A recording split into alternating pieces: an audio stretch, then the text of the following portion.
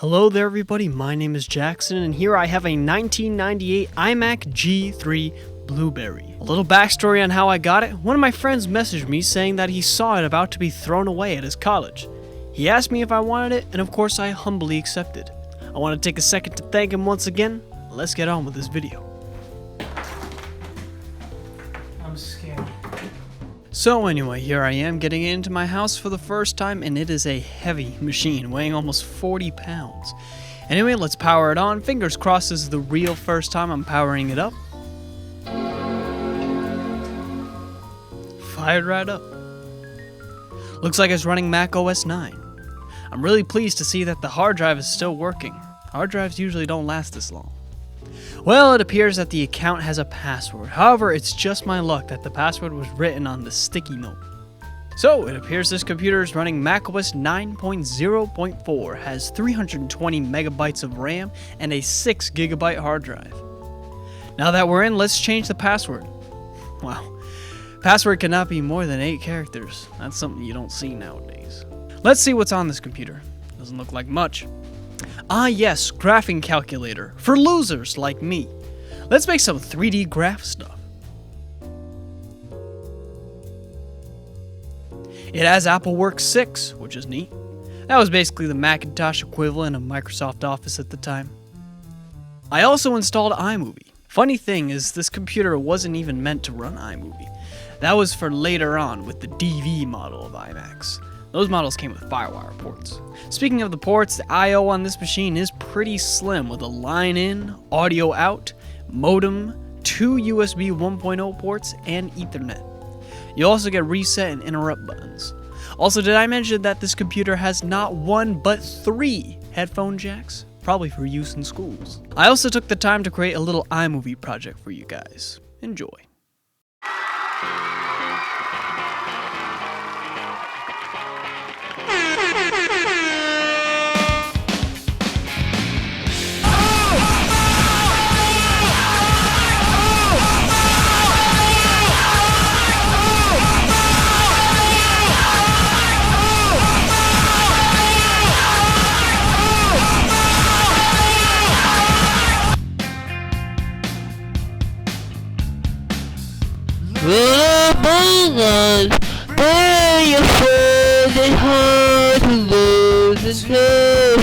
Check it out, the QuickTime sample movie. I used to love playing this over and over. I noticed the speaker is a bit rattly. There's also this game, Bugdom. I never heard of it before. Seems like you're a bug, some sort of kingdom, trying to save these ladybugs, while also getting attacked by giant wasps and ants. This just screams 90s platformers with the low polygon count graphics, lousy camera, and its character animations. Let's play some music. To avoid copyright, I'll put in some of my own. Well, it appears that was the last straw for these old speakers. It's a shame. They actually sounded pretty good. We'll have to tackle that later. Now that we're done exploring, let's clean up this computer. Luckily, it's not too dirty.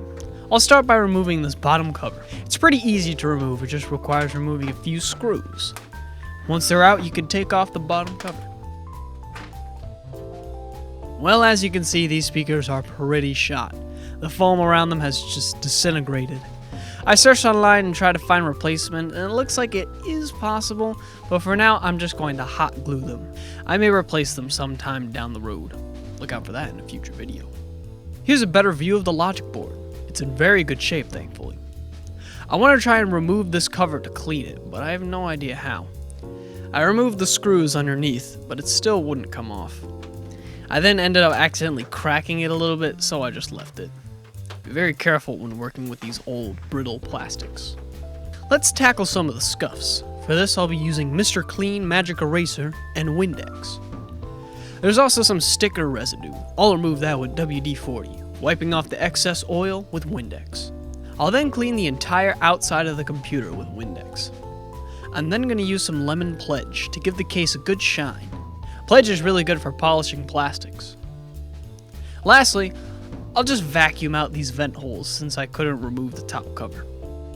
And there we have it, clean and running. So what can you do with a computer like this? Well, Not much. I was able to connect it to the internet via Ethernet, but Internet Explorer 5.1 is horribly out of date and cannot load any websites besides Google. But I was able to go on Google Images and look up some pictures.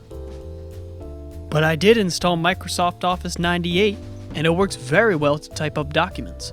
In fact, I wrote the entire script to this video on this computer. I also tried to do the narration on this computer, however my audio interface is FireWire, and the only mic that would work is my Blue Snowball, which is unfortunately damaged. There's no question that this computer is obsolete, but it's historical. Its design and form factor were unlike any other PC, and it revolutionized how we use the internet. It saddens me that people throw these machines away. Even if you have no use for it, sell it. Or if you have a broken one, consider making an art project out of it. Here are some pictures of where people have turned these old iMacs into tables, lamps, and even fish tanks. Or you could do what I did, and display it in your collection for a great conversation starter and display piece. I hope you enjoyed this video. I have some more videos planned, including repairing a free 2012 iMac. Till then, thank you for watching.